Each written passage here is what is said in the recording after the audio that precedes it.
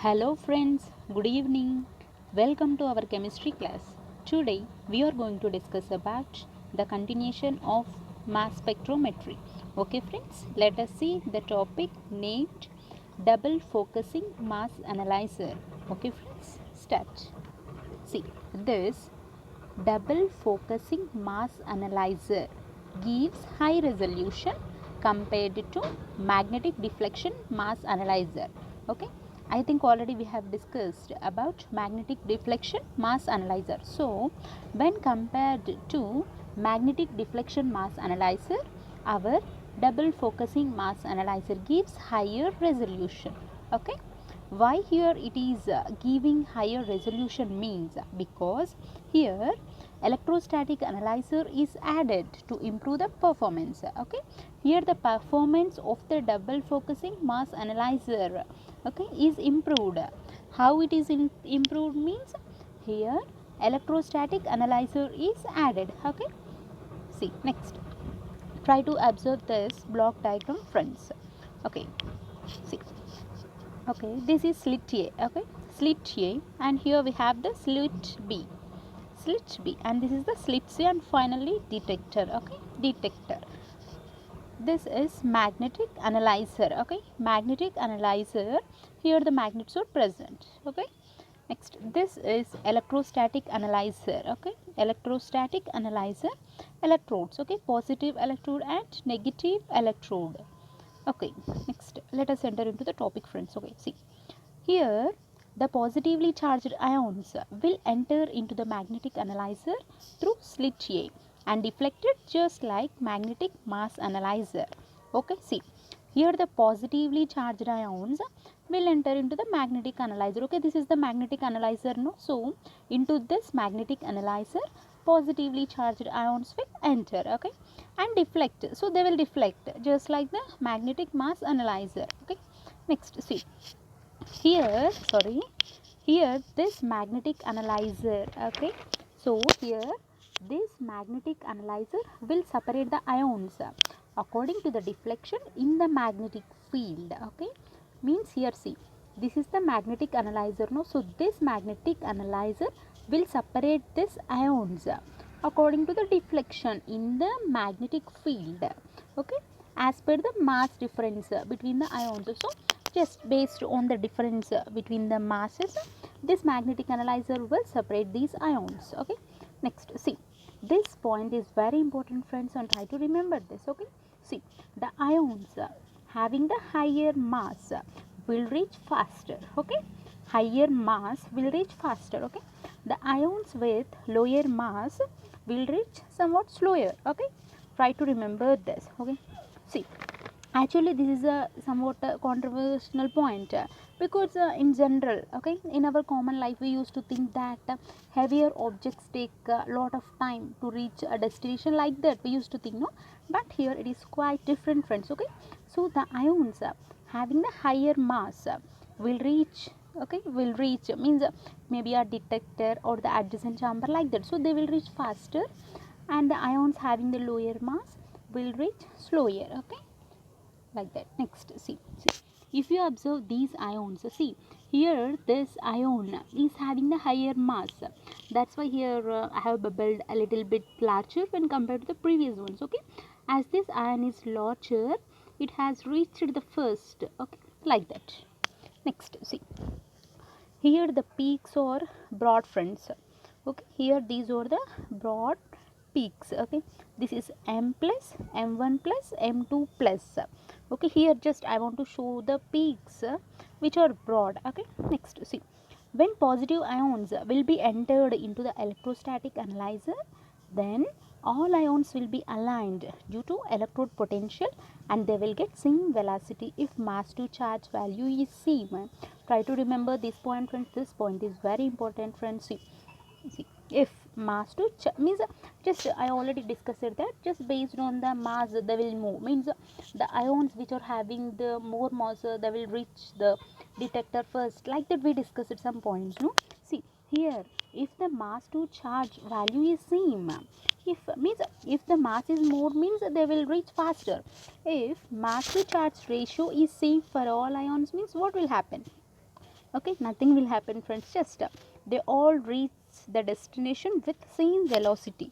Okay, that point we have to remember. Okay, see, when positive ions will be entered into the electrostatic analyzer. See, this is the electrostatic analyzer. Okay, when the positive ions enter into this electrostatic analyzer, see what will happen, all ions will be aligned due to electrode potential. Okay, so we have the positive electrode and negative electrode. No? So due to electrode potential, they will get aligned in a regular manner. Okay, so they will align. Next, see, already I said that if mass to charge value is same, then they will get same velocity.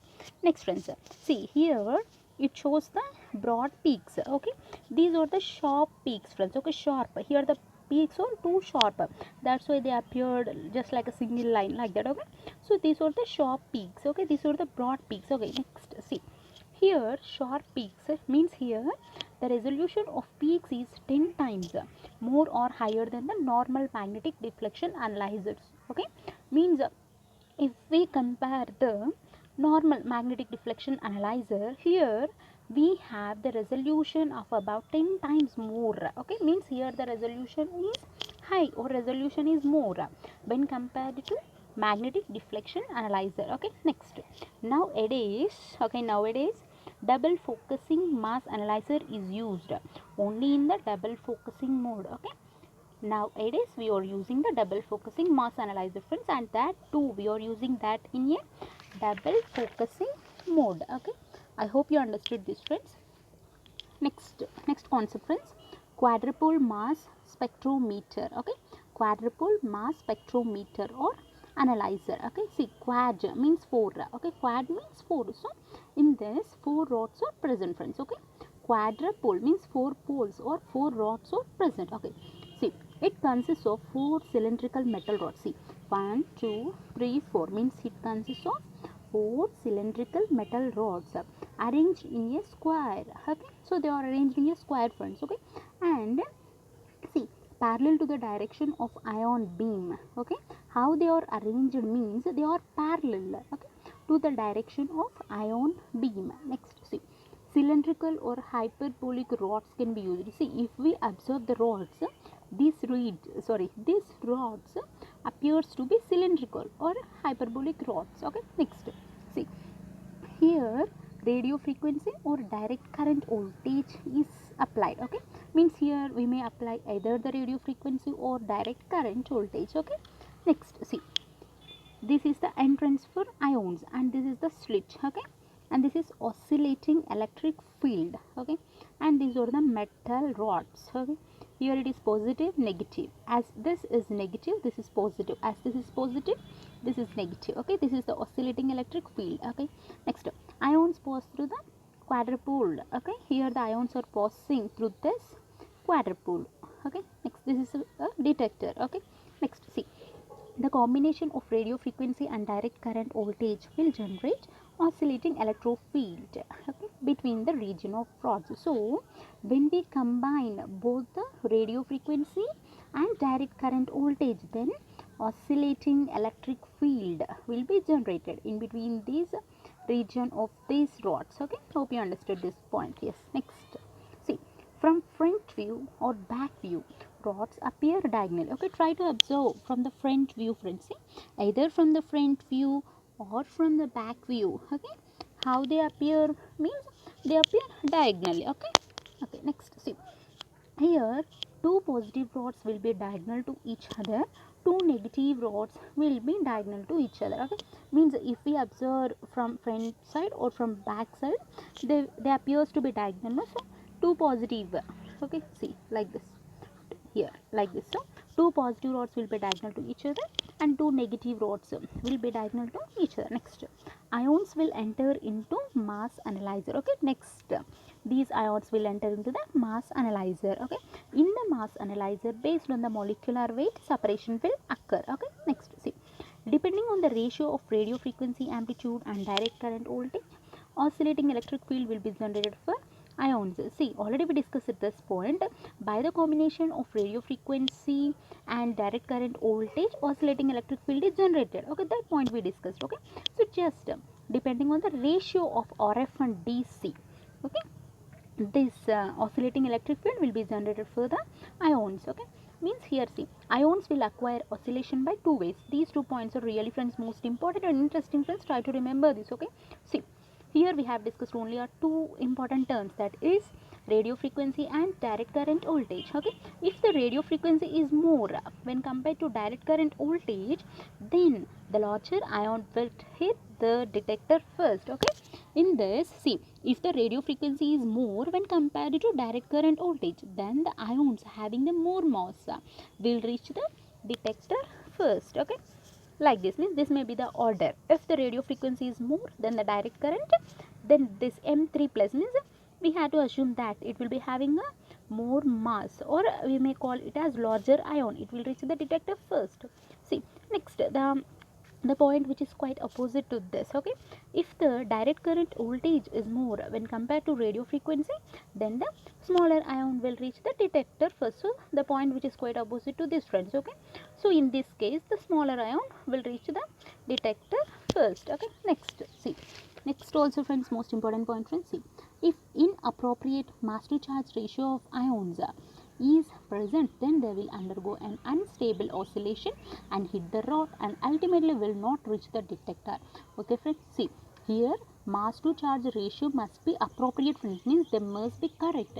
If means in case if inappropriate mass to charge ratio of ions is present, of course here oscillation is present, friends, but here that oscillation is unstable. So here unstable oscillation will occur and they will hit the rod.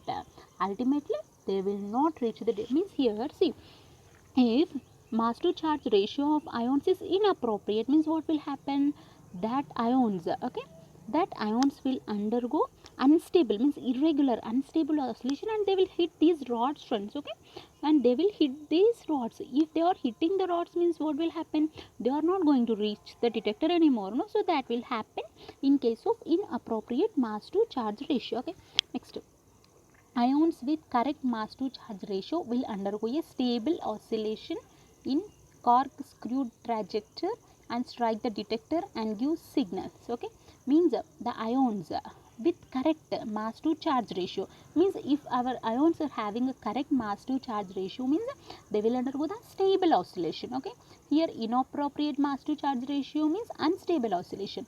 Correct mass to charge ratio means they will undergo stable oscillation in trajectory. Okay, and strike the detector and gives a signal. Okay, next, advantages of quadrupole mass spectrometer. Okay, see, quadrupole mass analyzer gives very fast result. Okay, here the result is very fast and it is cost effective. Okay, and we have one disadvantage, that is it gives low resolution peak. So okay, so this is the disadvantage of quadrupole mass spectrometer. Okay, means here it gives low resolution peaks. Hope you understood this, friends. Thank you.